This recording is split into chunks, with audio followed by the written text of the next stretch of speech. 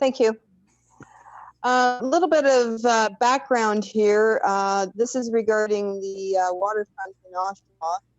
I'll talk a little bit about the experience and observations we had, and also lead into really what should be the mandate for the CAs, especially in light of the changes we have seen in the last month or so. I'll also comment on the deficiencies and issues noted and wrap with some recommendations that would, had they been implemented, would have handled the whole situation a lot better. So we started our neighborhood plan. We live on the waterfront in Oshawa, Lake Ontario, of course, which is one of the Great Lakes. And we started our project in January of 2020, and we will finish next spring. The reality is we would have been finished this year had we not had all the obstruction from our conservation authority. So people in our neighborhood had a variety of seawalls and erosion control structures in place. I and a neighbor to the east had gone with the recommended approach of the local CA, which was to put rocks and soil in place. This was back around 1999. Put rocks and soil in place and plantings that form good root beds, such as sumac trees and oats and barley, thereby arriving at an extensive root bed. People have been digging pretty deep financially in order to get this work done. The work ranged from $500 to $1,000 per linear foot. And we were told by our conservation authority that we couldn't apply for our permit with just drawings, that we needed to have a coastal engineer do our drawings. And if any of you have ever tried to get a coastal engineer, you'll understand that they're in very limited supply. Regardless of that, our conservation authority would not accept anything other than drawings from a coastal engineer. So we had to pay for that, as well as pay for the cost of the conservation authority's engineer as well, because they wanted to do a peer review on our engineer. The lunacy of that was our coastal engineer is not just a coastal engineer when we finally got one, but he's also a PhD. So quite high credentials, and yet our conservation authority still insisted that we all bear the cost of having a peer review done as well. Basically, our whole project, as I said, we started to organize in January of 2020 as a neighborhood. Then the pandemic hit in March of 2020. We proceeded to work with our conservation authority as well as the MNR, which we knew we needed a permit from them of some sort. We couldn't get answers, so we went about it the best we could, going through their website and applying for what we thought were the proper permits. It turns out we didn't have the proper permits in place with the MNR. But we eventually did get them in place pretty quickly once we were given some guidance on that. The other issue we had was keep in mind, we'd been working on this. There were about 15 of us altogether, 15 properties doing this work. So collectively, we at least had one brain between us to figure out what we were doing. But somewhere along the line, we missed the boat, because the city of Oshawa was directed, as we learned subsequently, they were directed by the conservation authority, being CLOCA, to put stop work orders in place on our properties. Now, what makes it especially ludicrous is the city of Oshawa, as well as the region of Durham, had declared a state of emergency due to climate change and due to this flooding that had first occurred in 2017. So, again, keeping the timeframes in mind, flooding occurred record levels for the first time ever in 2017. 2018 wasn't too bad. 2019, severe flooding around the Great Lakes, but especially Lake Ontario in 2017 and somewhat in 2019. So with the state of emergency in place, despite that, when the city of Oshawa served the work order or stop work orders on us, we inquired, okay, we have these permits in place. As far as we're concerned, they are the correct permits. Nobody at MNR has advised us otherwise, despite numerous attempts to find out from you what actually needed to be in place. And ironically, the city of Oshawa also didn't know what needed to be in place. So they called the ministry. The ministry came out and had a meeting with them, as well as the Conservation Authority. But nobody would tell us, or nobody would allow us access to the meeting, and nobody would provide us with minutes of the meeting when I inquired about them. So eventually, about 3 weeks to 4 weeks after that initial meeting, as near as we could tell, on a Saturday, 2 MNR officers showed up with guns on their hips and basically wanted to inspect our properties. And they were going door to door asking for permission to inspect the properties. A number of the neighbors told them no, you can't come here. I did reach out, and I actually spoke with Gord Robinson, and he advised me that we didn't need to let MNR access our properties. The more I looked into it and thought about it and listened to their conversations with the other neighbors, the more I thought, okay, perhaps it is time for us to allow them access, because we really wanted to get the project underway. And at that point, we were in a holding pattern. So we allowed them access. They attempted to show us diagrams and drawings that they had that claimed that we were attempting to encroach on the lake. And I advised them that the coastal engineer's drawings were what we were going to be abiding by. And we were not encroaching on the lake, and that our property size was 100 wide by 337.5 deep. And they were free to measure it, but we were not encroaching on the lake. And in fact, we were actually going to be doing our erosion control structure repair to ensure that we still maintained a beach at our property. I also pointed out to them that the drawings that they were attempting to compare the current drawings to what they called their historical drawings weren't at the same scale. So therefore, things that they were trying to identify as issues weren't relatable, and therefore they needed to come back with the proper drawings or take it up with the coastal engineer.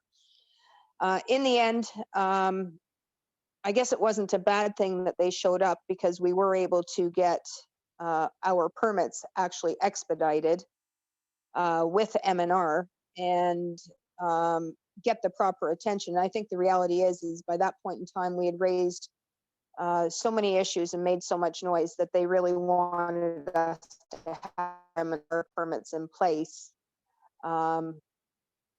because they really didn't want any more negative publicity. At that point in time, we had written to Premier Ford, we had written to the Minister of Natural Resources, we had written to, I'm trying to think now, Minister of Environment, Conservation and Parks, as well as the local mayors and the chair of the region. We had also gotten our MPs involved as well, due to all the roadblocks that the Conservation Authority was trying to put in our way. The other thing that became evident was that the CAs really seemed to be off their mandate. We were treated like criminals and not like the injured, devastated, respectful property owners and citizens that we are. We didn't cause this damage, nor did climate change. When you really dig into it, the International Joint Commission that manages the Great Lakes water levels had caused the problem. They had kept the water levels artificially high in Lake Ontario and caused incredible damage all the way around Lake Ontario, to the point where New York State and their Conservation Authority had filed a class action lawsuit against the Canadian government, the US government, and the IJC itself. The Conservation Authority, on the other hand, continued to insist that this was climate change. And finally, I had said to them one day, regardless of whether it's climate change or whether it's IJC mismanaging the water levels that they're charged with managing properly, doesn't change the fact that we have a state of emergency in place. And I said, any other time you have a state of emergency in place, permits should be waived or at a minimum expedited. I said, if your house caught on fire and you had to call the fire department for help, would you need to get a permit first before you called them? And of course, the response was, well, it's not the same thing. And I said, well, emergency is an emergency. And I said, both emergencies would be threatening lives and threatening property. And I said, when we have a state of emergency in place, I find it redundant and onerous that you would expect people to jump through all these hoops, including educating you and your staff. And this would be the Conservation Authority, because clearly they didn't really know what they were doing, nor did they understand what needed to be done. They actually had even asked some of the neighbors who were not proceeding to approach the repair work the same way as we were. They had asked neighbors to spy on other neighbors and turn them in and make phone calls in communistic Canada. So we also, as we were doing our project or working towards getting our project done, a number of the neighbors had decided that they were just going to proceed without the permits in place.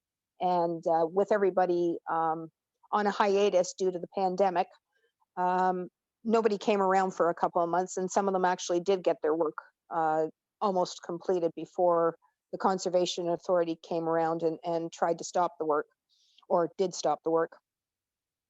Then when we started to actually proceed with the balance of the work after the 2 month, I think it was about a 2 month, let's see, we lost July, we lost August, we lost part of September. So 2.5 months of delay due to the Conservation Authority having their knickers in a bunch about us proceeding without their recommendations. Then they indicated that we needed to have sediment control curtains in place. It's basically, you can probably understand the ropes that they would have in a lake to keep children, and with the little floats to keep children from going beyond a certain area in public areas where they have a controlled lifeguard and calmer water in place. And basically they would hang the sediment control curtains from these floats. Well, that works in a calm lake. In Lake Ontario, after we'd spent a few $1,000s for the sediment control curtains that the Conservation Authority insisted was a must, the sediment control curtain was destroyed in a day, 24 hours. And part of what I'd said to them, if sediment in the water was an issue, then obviously the delays that would allow erosion to continue and throw more sediment into the water would also have been a problem. So why were they not expediting the permits in the first place, since we were proceeding to do the repairs that were recommended by not just our coastal engineer, but also by the Ministry of Natural Resources? And if you look at their site, the approaches we took mirrored what they have on the M&R site. So we talked about why all the delays. What we also found out was that they had a grudge against our contractor. He had done some work a couple of years ago on the Ajax waterfront, where he happens to reside. And when the neighbors saw the work he had done, they of course wanted him to assist them. At that point in time, they had put their M&R permits in place. They did not get Conservation Authority permits. But they had done this work, and then the Conservation Authority came around after the fact and said you needed permits. And they said, well, why do we need permits to put rocks on rocks in the water? We're not building anything. We're not creating anything. All we're doing is protecting our property from erosion and protecting the lake from having soil falling into it. They didn't really accept that, and in the background, they were attempting to sabotage him legally, basically by attempting to cut off his income supply. So by making it hard enough for all the property owners that were trying to protect their property, they figured that they'd approach it by attacking him. And they had even said to other property owners in Ajax that, and this was the Conservation Authority officer that we worked with, he said that it was his objective to put this guy out of business. So anyway, our problem with the whole situation was, despite the fact that our city and region had declared a state of emergency about this whole situation in 2019, and despite the fact that all around the Great Lakes, the issue was well known, because I had also been doing some volunteer work with United Shoreline Ontario to bring some attention to the matter. And we'd been going around the province explaining to everybody what takes place, where the issues were, and attempting to garner support from the Canadian government and the provincial governments to assist us in repairing the damage that had been wreaked upon our properties. The other problem we had was the damage and the incredible change happened in 2017. And it was just after, or just at the beginning of 2017, that the IJC's Plan 2014 had been implemented. And we have determined that it was IJC Plan 2014 that caused the devastation. The other thing that's interesting is by the time 2019 rolled around, they had finally managed to dredge out the St. Lawrence further and create more capacity, so that water coming out of Lake Ontario wouldn't have the same effect on homeowners and property owners around Montreal. And they had created more capacity. They were able to water out of Lake Ontario. So that the same flooding that occurred in 2017 didn't occur in 2019. Interesting, though, that coincided with them finishing dredging in the St. Lawrence. So part of our problem is, why did the City of Toronto have $50 million in funding to repair all the damage along their shores? The other thing we found interesting was they also utilized the same methodology that we did by placing big boulders and granite and rocks of incredible dimensions on the bottom to form the foundation, and then gradually building it up so that your toe stones would hold all that weight. The City of Toronto did the same repair project we did, yet they didn't need sediment curtain in place. They did their work with no curtains in place. They also did their work without permits, because it was the municipality doing the repair work. Yet we as private homeowners were not allowed to protect our properties until we went through this nonsense with the Conservation Authority. So some of the deficiencies and the issues we noted were, it was an incredibly convoluted process, and there was really a roadmap to follow. Despite our efforts, and I did ask the Ministry of Natural Resources, so the permits we have, or that we had applied for, and that we were told by their staff would be adequate for what we were doing, yet subsequently they determined it wasn't adequate. So where's the gap? Explain that to us. Nobody ever bothered to answer it. I asked 3 or 4 times and nobody ever answered us. And that was both with the Ministry of Resources in Peterborough, as well as in, I believe it was Aurora.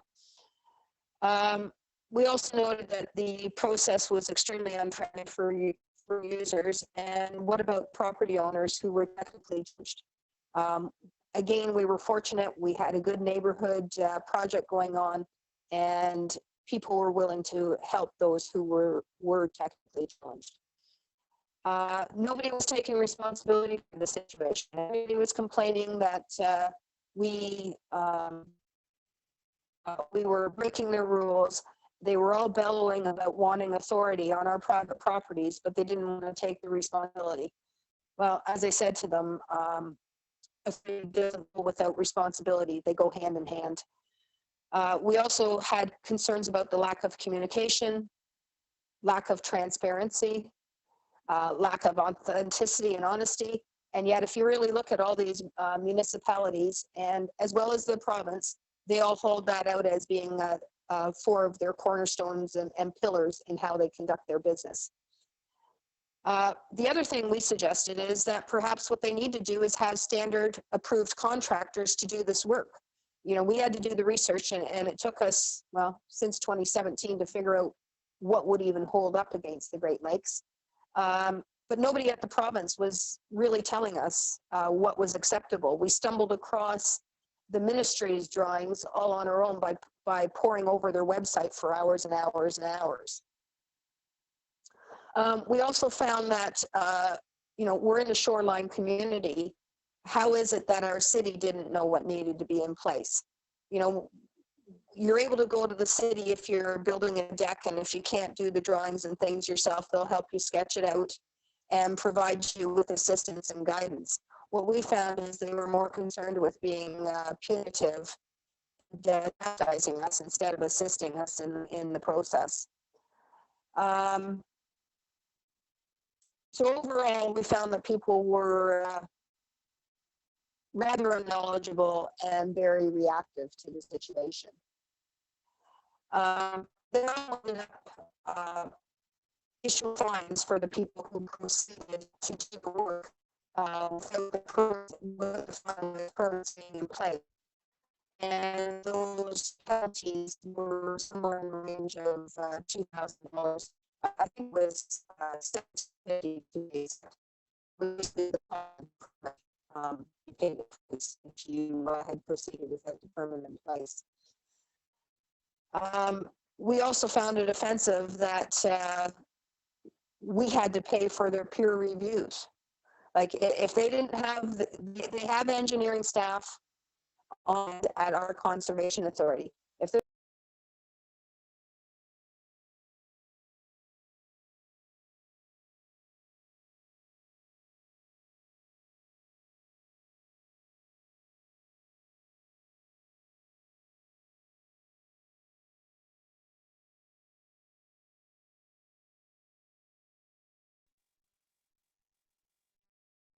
I don't know what happened there, but it seemed as if my connection was lost for a minute.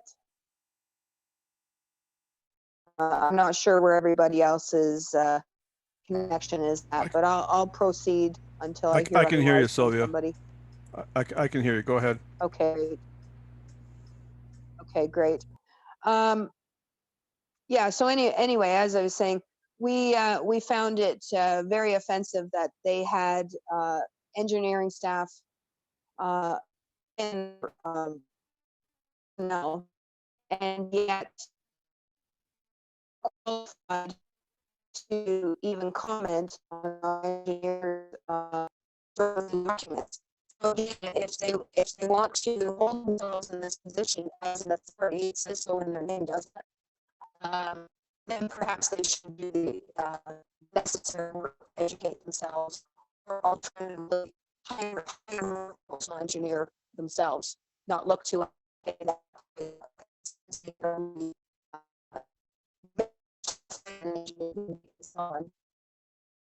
These guys are so busy that they've got from now.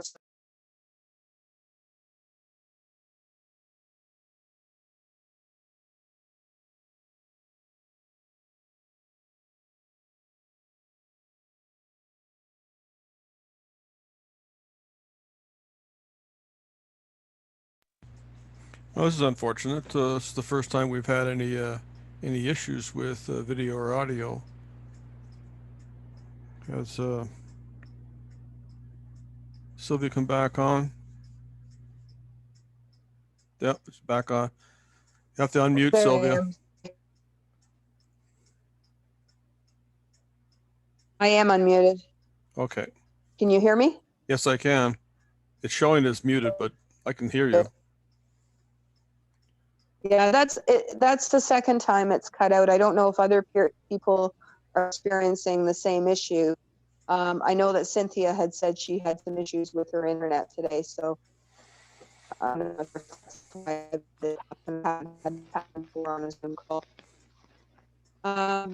So anyway, moving along here, I think, part of what we learned was the municipalities and all parties involved need to be responsible for being supportive and helpful oriented rather than punitive.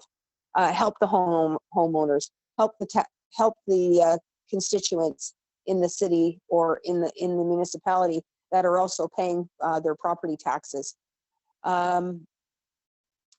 Aside from that, we felt that there needed to be a one-stop shopping.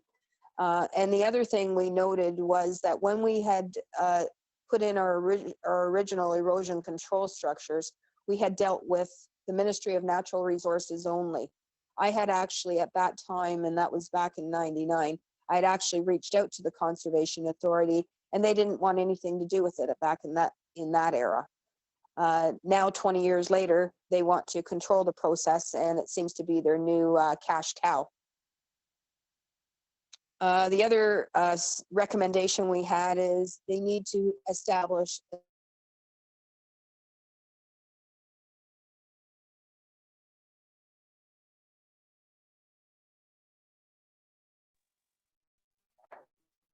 standardized approach. That process did work well in the 90s when MNRF managed it.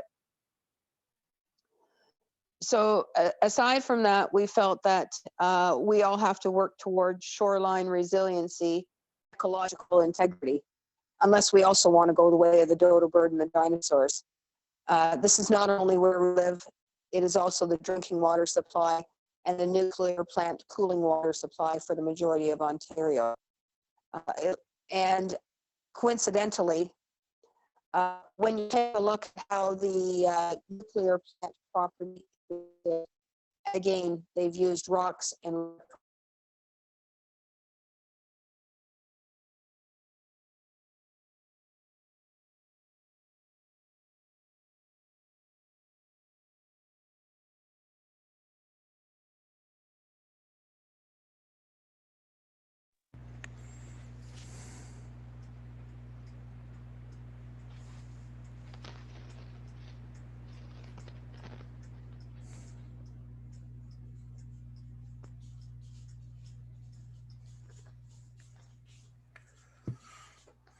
Jeff, Yes.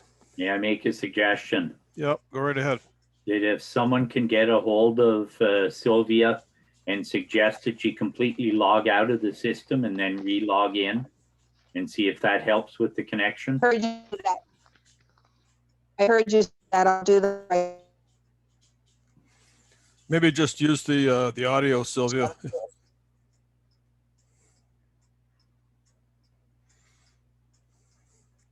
Okay.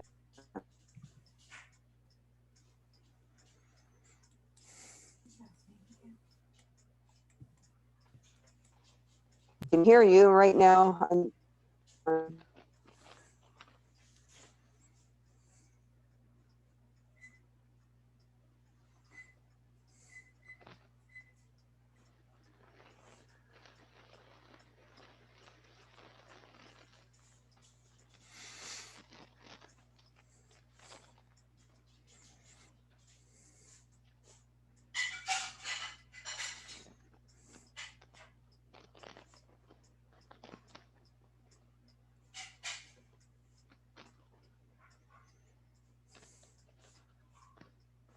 We'll have to get the log reports from tonight to see where the issues were.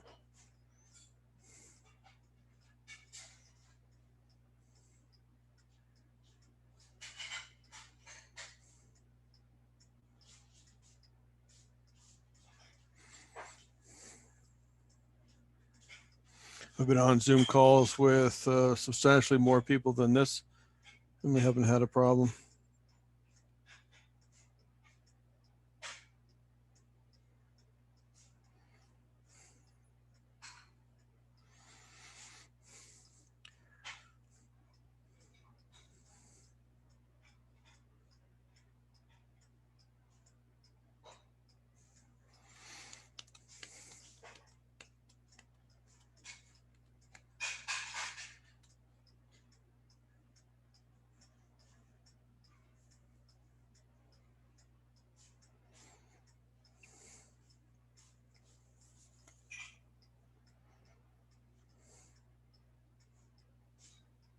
Can you hear me? I can hear you, Sylvia. Leave it off.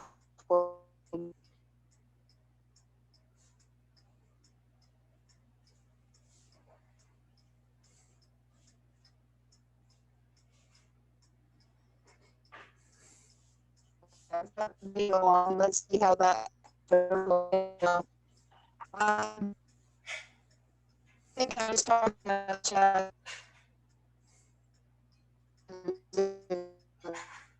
We're still getting audio issues, Sylvia. It sounds like a feedback of some kind, like an echoing. Okay, maybe if I.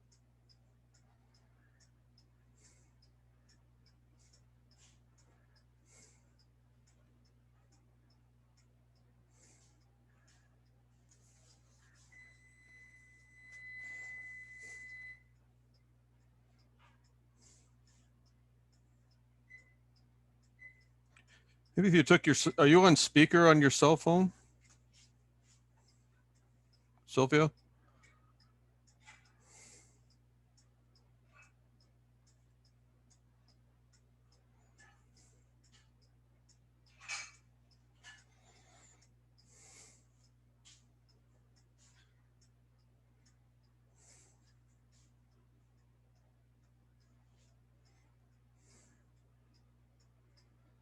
The world must be getting ready for Wednesday.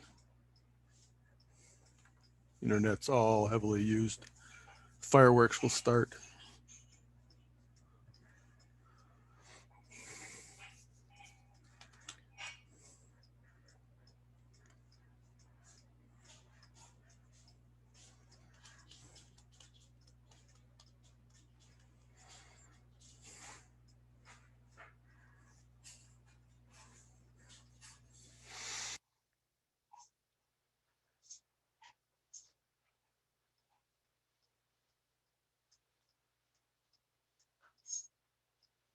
This is where a cup of tea and a slice of pie would go well.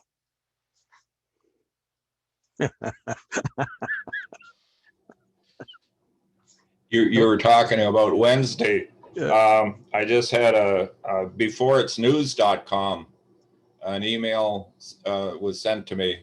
Very interesting what's happening down in the States. I've read like over 20,000 troops of all kinds, of all levels in Washington. It's just, they built a wall around the downtown core of Washington. Probably took all the construction guys off the wall down near Mexico and brought them up to Washington. Can you hear me? Yep. Okay, great. Oh, that's good. Yeah, that's a good audio. Okay, good. that's the phone. All right, so I think I had left off sort of around the part about working towards shoreline resiliency, not simply ecological integrity. And what I was really driving at there was, at one point they had sent out some environmentalists to make sure there were not any bank swallows living in the hills or in the banks where we were trying to repair the situation and prevent further erosion. I looked at the fellow in disbelief and I said, do you really think birds are stupid enough to live in an eroding structure? They actually held up issuing our permits because they wanted to ensure that there were no bank swallows' lives or homes that were going to be jeopardized, and yet completely missing the point that, what about our homes? If this continued on, our homes and our lives were going to be jeopardized. As I also mentioned, the Great Lakes are the drinking water supply and the nuclear plant cooling water supply for the majority of Ontario. For them to be continuing to play around with that and not noting that significance was rather appalling. The other problem we had was our properties had been eroded away without notice when the IJC changed their policy in 2017 and stopped applying Plan 1954D and went to their new Plan 2014. The problem we had with it was, amongst other things, when all of us bought these properties over the years, We paid land transfer tax on this land when we bought the property. The real estate listings published the deed sizes. They didn't say and diminishing by the minute. We've paid ongoing property taxes on the entire lot, not a decreasing lot size. And if so, then why weren't the property taxes adjusted? And we will be selling on what we own, not some altered or stolen amount. So that's sort of the wrap on it. I'm sure that people will have questions because I breezed through a lot of the detail fairly quickly, but I wanted to leave time for questions. Oh, thanks, Sylvia. It's unfortunate we had a You're little bit of welcome. technical difficulties there, but Yeah, sorry about that. I'm well, not sure what happened there. sunspots. So I just want to go back over some of your notes, Sylvia. You have the was it Central Ontario Conservation Authority? Is that the one that's Yes. local to you? Central Lake Ontario Conservation Authority, yes, CLOCA. Okay, and that's in the Oshawa area. Yeah, Oshawa, Durham region. I believe they go out as far as Port Hope area. So you had the Ministry of Natural Resources for the Public Lands Act, the Conservation Authorities Act, the Department of Fisheries and Oceans, and Yes. then the building code for the local municipalities. Are there any other organizations that were involved? No, that would be it. Okay. Ministry of Environment, Conservation and Parks, and there was some other one in there that came out, Ministry of Environment and Climate Change, to look at the bank swallows, but we never had to get a permit from them. Okay. And they were called. The problem we had with it was they were called out by the conservation authorities. So not only are they overreaching again, but they were also putting it up as a barrier to why they couldn't issue our permits. And then they're calling other authorities and other bodies to come out and see what we were doing and see if they had a stake in it. What was the first government agency that you contacted? Was it the local municipality with the building codes, or was it something else? Our developer had reached out to the Conservation Authority to see what was needed, and the Conservation Authority had advised us that they would be willing to work with us and issue one permit for the entire job, but that they did need to be involved, and they would work with us to keep the costs down. You know, keeping in mind their permits are $1,750 per property. So they had indicated that since it was a project, they would be willing to issue a permit for the project's entirety. And then somewhere along the way, they got their knickers all in a bunch and rescinded that. And the fellow we were working with, the director we were working with, was replaced by the less cooperative personnel. So you got the permit from the Conservation Authority. Were there any permits required from the municipality under the building code? No. Okay. Now, going back to the Conservation Authority, they said that the permits that they would give you were the permits that you needed. Where did the Ministry of Natural Resources under the Public Lands Act come into effect? Because there is a dividing point between the authority of the conservation authorities under the Conservation Authority Act and when M&R gets involved along the shorelines of waterways under the Public Lands Act. So what happened between these two organizations? M&R issued our permits right away. So after the enforcement officers were out to see what was being done or what we were planning on doing, and again, the personnel they sent out were very green and inexperienced. They really should have sent out people who knew what they were doing and had a few more years under their belt. But they issued the permits fairly quickly. I actually used our engineer's drawings to obtain their permits. And again, initially, as you know, under the Public Lands Act, if you weren't going in the water, you could just issue, you could register online, advise them that you were going to be doing this work, They would send out the permits and that'd be the end of it. No cost involved. So so go ahead. And apparently our notification of the work that we were going to be doing, there was another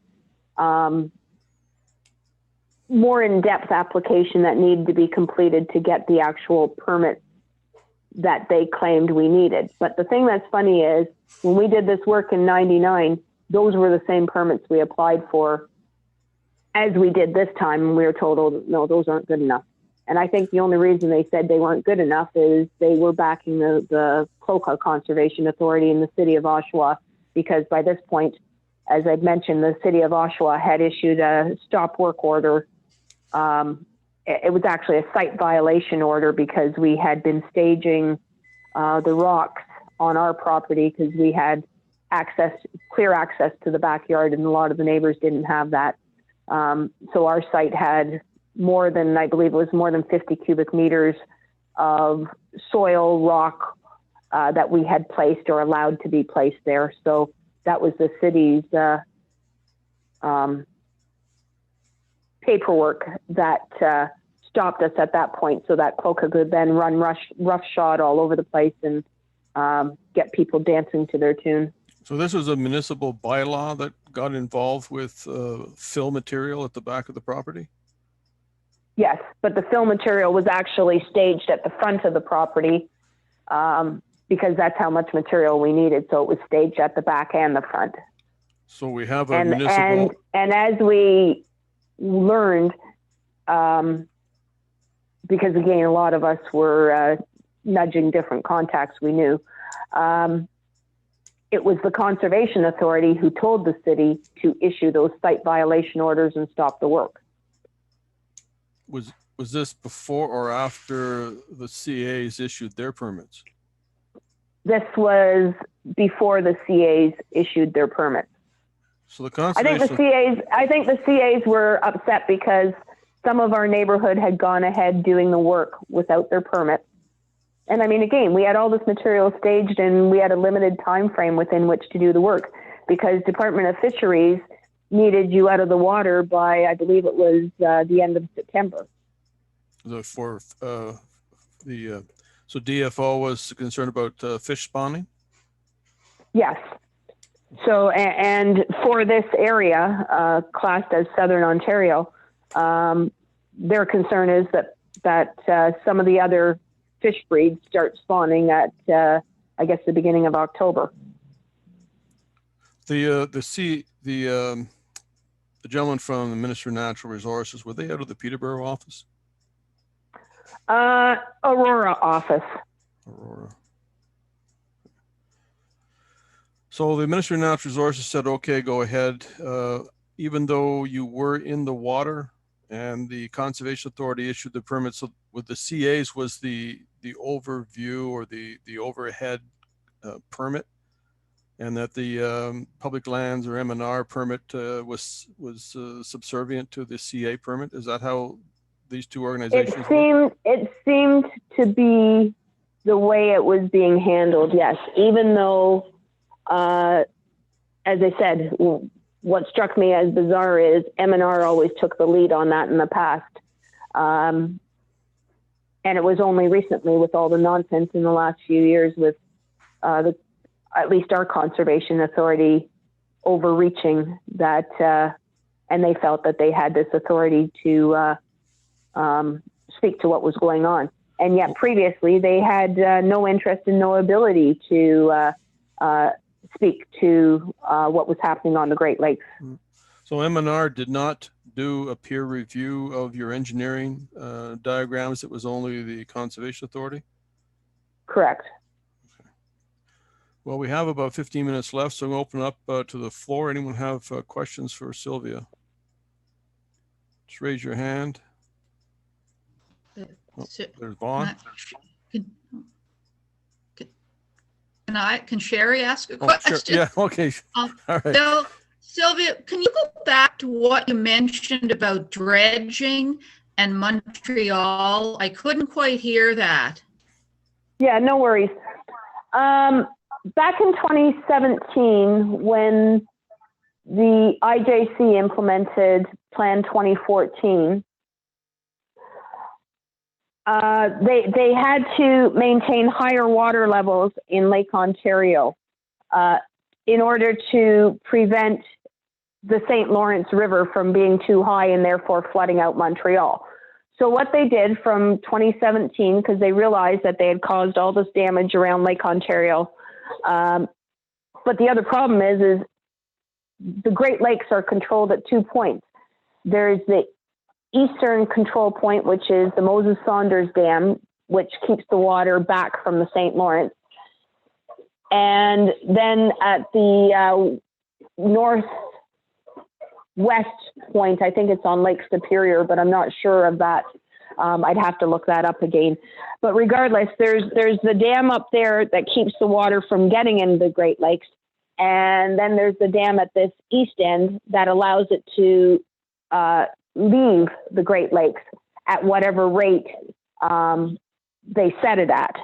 So basically, if they need to keep water back from getting into the St. Lawrence, then they just close the dam off and don't let the water out. Or they can control it at various levels in between. So you can have your tap fully on or fully off, basically. And what they did at that time was they needed to keep the water levels in the Great Lakes, because what you also had happening at the same time is you had the Ottawa River. After all the snow, you would have all that water coming down as well into the St. Lawrence. So the St. Lawrence already had to accept all that from the Ottawa River. It didn't have capacity to accept more water from the upper Great Lakes, and that would then flow down into Lake Ontario and then have to be released out, which is why Lake Ontario, all around Lake Ontario, they had such huge devastation in 2017. So what they did to create capacity in the St. Lawrence is they dredged out parts of the St. Lawrence in order to create more capacity for the water to get into it and then therefore bypass that area and eventually get out to the ocean. I think, Vaughn, you had a So, question? just to expand on that a bit more, it might make more sense to you why that was their solution. Is for every 1 inch of water let out of Lake Ontario, it raises the level of the St. Lawrence by 11 inches. Vaughn, you had a question? Thanks, Sherry. You mute, Vaughn. Vaughn, yeah, mute. You're on mute, Vaughn.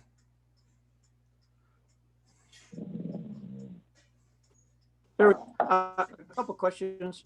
One is your zoning on your property? And secondly, did the conservation authorities attempt to get you to enter into any agreements with them before they would give you a permit, as in access to your property? They definitely, it wasn't asking, it was, we need access to your property to do the peer review. We need to see what's going on. So it wasn't a matter of asking. They advised us that they had the authority to be there if we wanted permits. So did they ask you to sign anything that would go on your property file at all, or on your title? They're not to my knowledge, but their permit indicated what needed to happen. Nothing went on title, but as I understand it, they also had held a meeting last, let's see here, I'm just a little bit, November of 2019, November 5th of 2019, they had held a meeting and had advised us at that meeting that all our properties were being the part down by the lake they were being rezoned as hazardous lands. So then they will so they arbitrarily did it on their own. Yeah, and I'm not sure what our position is on that, but that's something I actually wanted to investigate at some point, because when the property was purchased, it was zoned R1A.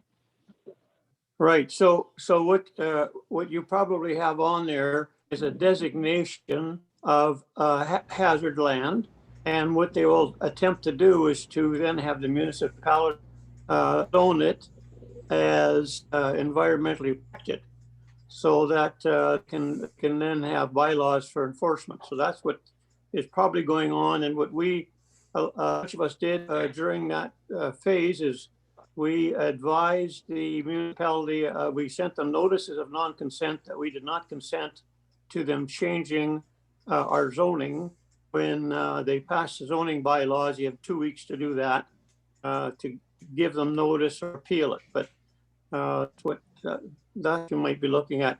And just as a matter of interest and comment, our municipality, they stand that their jurisdiction ended at the high water mark, because they had no say over what happened below high water mark, and that was up to M&R.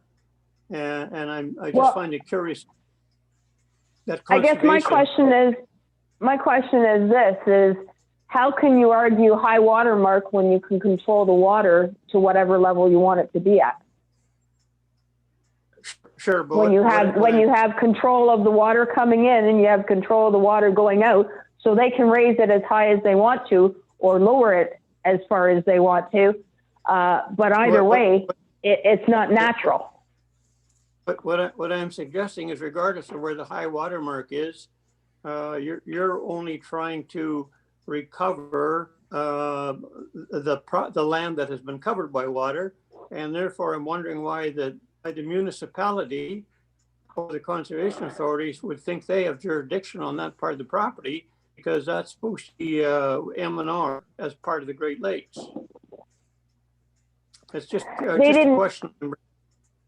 I think the reality is we were dealing with Warren Monroe, who's Commissioner of Development Services at the city, and he didn't even know what an M&R permit looked like or what was required from M&R. We had shown him our confirmation of registration of work scheduled to happen on our shoreline, and he said, well, I don't know if that's a permit or not. And I said, well, here's the information, here's the package, and it says we've done everything we need to do, and if they need anything further, they'll contact us. And I said, and here's the confirmation email I got from them, so what more do you want?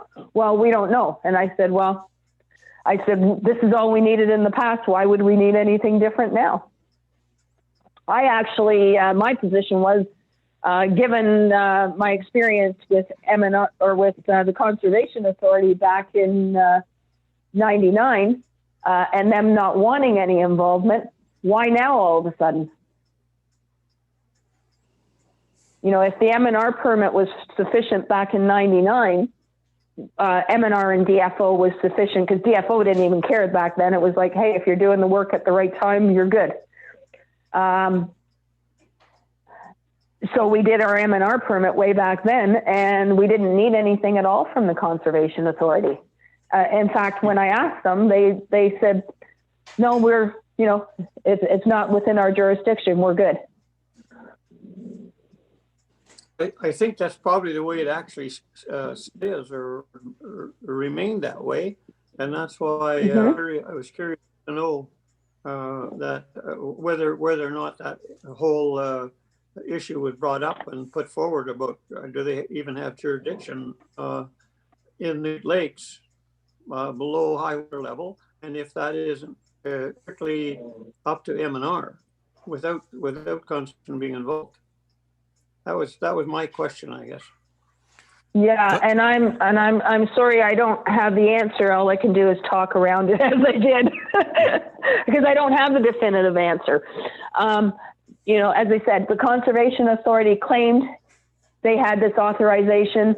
As I said, I want to go see about what they've done with where they had commented that they were rezoning lands down at the water level as hazardous lands, and if so, you know, how far do you go here? Do you go to the front of our properties? Do you go to the middle of the street?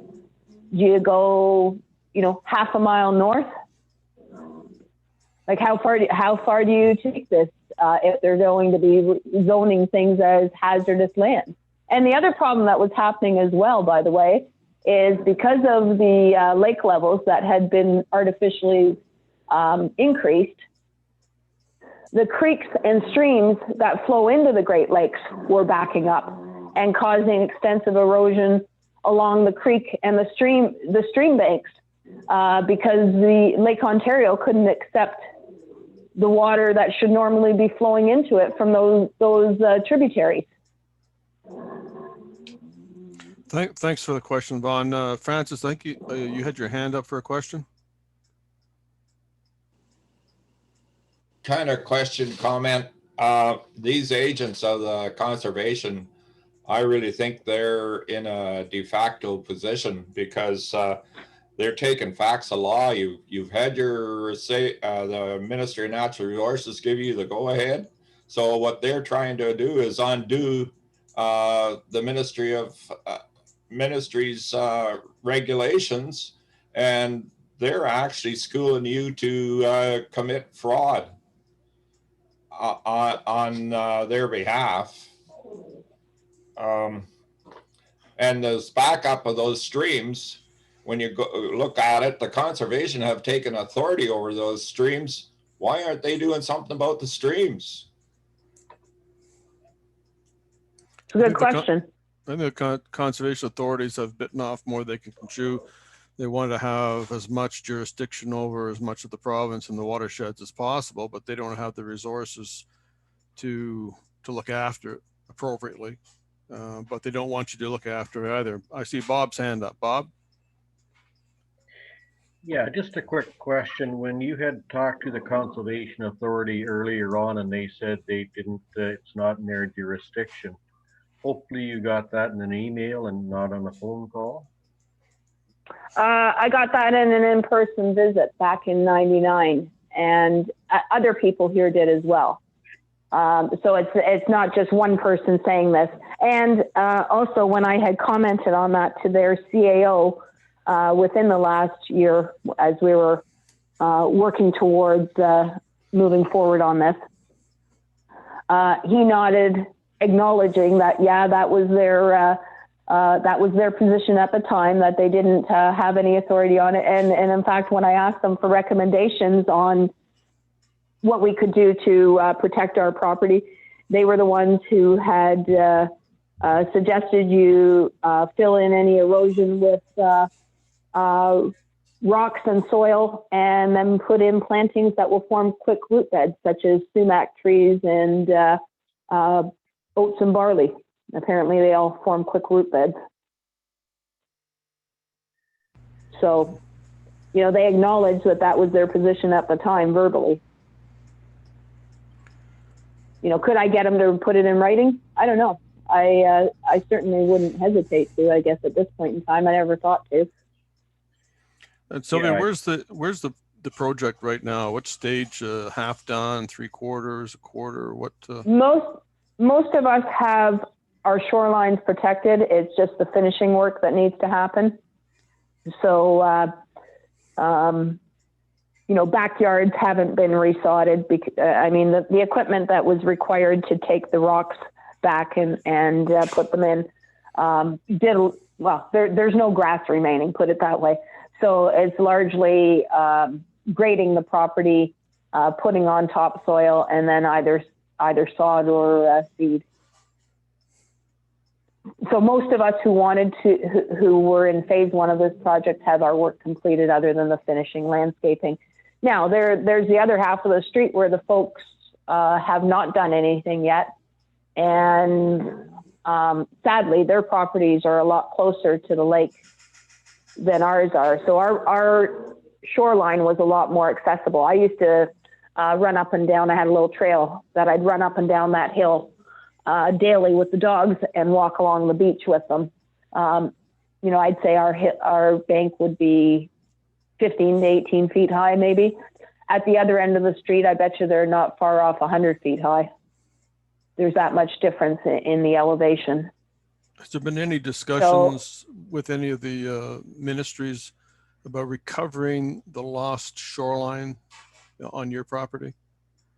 Other than the M&R twit that came out, that was concerned about us not going out into the water, no. And it is something that I'd like to look at, but I do know that the cost is going to be fairly heavy as well, unless somebody wants to start filling it in. You know, and again, the part that gets me is CLOCA was so concerned about sediment going into the water. Well, how much sediment do they think is going into the water if the property isn't protected? They were concerned about a little bit of sediment being on the outside of the rocks, and that would go into the water, and therefore we needed to have, you know, sediment control in place. And as we explained to them, we already had that in place because we had dammed off the lake using the rocks and filter cloth. Their theory, it was a nice theory, but that's all it was. It was nothing that could actually be implemented. But yeah, there really has been no discussion with them other than us hearing from their staff that once you've lost it, too bad, so sad. Well, I think that's going to be something we'll look into this year, because it goes right back to the Public Lands Act, the Conservation Authorities Act, and the ability of people to protect their property from shoreline erosion. And if you've lost a substantial amount of shoreline, then you should have the right to recover it. And I do agree that if you can't recover it, then the local municipality should be reducing property taxes accordingly. We're over the 8 o'clock, but time for one more question. Tim.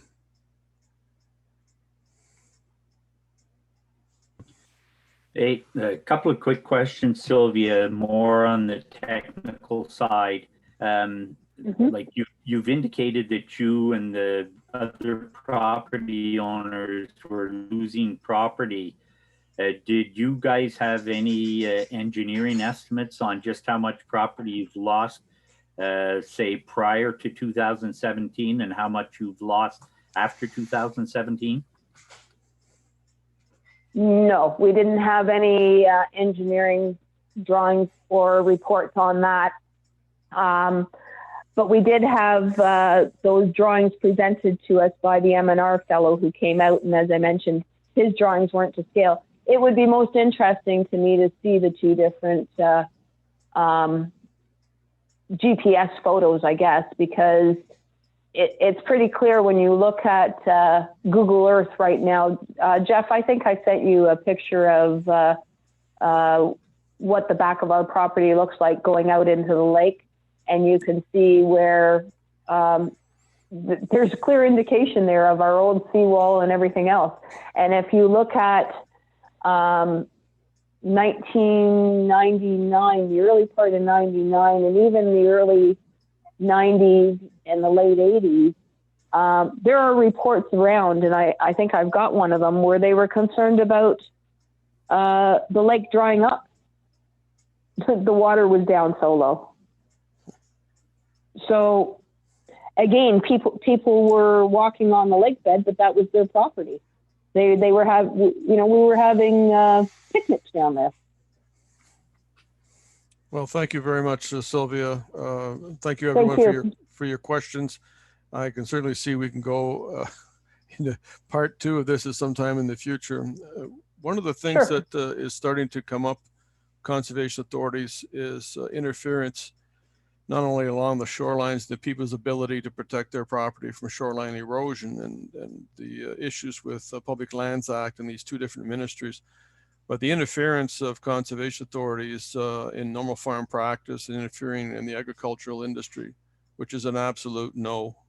They should be not allowed onto agricultural land at all under any circumstances.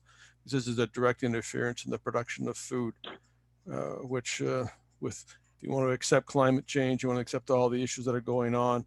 Right now, there's a major mold in place with the oranges down in Florida. They're looking at a 20% decrease in their crop going forward into the next year. So the idea is that the people who own the farms, the people who work the farms on a daily basis, the people that know how to run the farms, and there's been landowners I've spoken to who have been 8th generation and more, and they're being told how to run their farm, and that's unacceptable. So that's another area that the OLA will be getting involved in. So I'm reaching out to the farming and community wherever we can and push back on there. So, well, thank you very much. Yeah, go ahead, Sylvia. Jeff, you might actually have some dual-pronged property owners down around Belleville, Trenton, Prince Edward County area. I know when I was down there, when we were down there with United Shoreline Ontario, and I spoke to some of the property owners, and the one man had a 100-acre farm where he was talking about how many acres were underwater, and a house that was built in 1700 and something that had never been flooded, and yet here all of a sudden, you know, the house was going to be condemned because the water had come up to the point where the house basement was underwater. And I mean, you look at something like that, they've now got all that farming land underwater and destroyed the man's house as well. So, well, it's a perfect example right there. The conservation authorities are either A, they're not doing their job, or B, they're interfering and causing these problems. And on a personal opinion, there are some conservation authorities that actually interfere with and want to have property flooded out. And I'm aware I believe that's true. A couple of cases. One of them still before the court, so that's another issue, and I won't speak any more on that. Anyway, everyone, thank you very much for attending the call tonight. I look forward to our next call. Our speaker series is gaining great momentum. Anyone who has ideas for the speaker series, please contact us. Let us know. If you have, excuse me, anyone that we could have as a speaker, that would be great. Other than that, everyone, thank you very much. Take care, be safe, and we will see you on the next call. Thank you very much. Have a great night, everybody.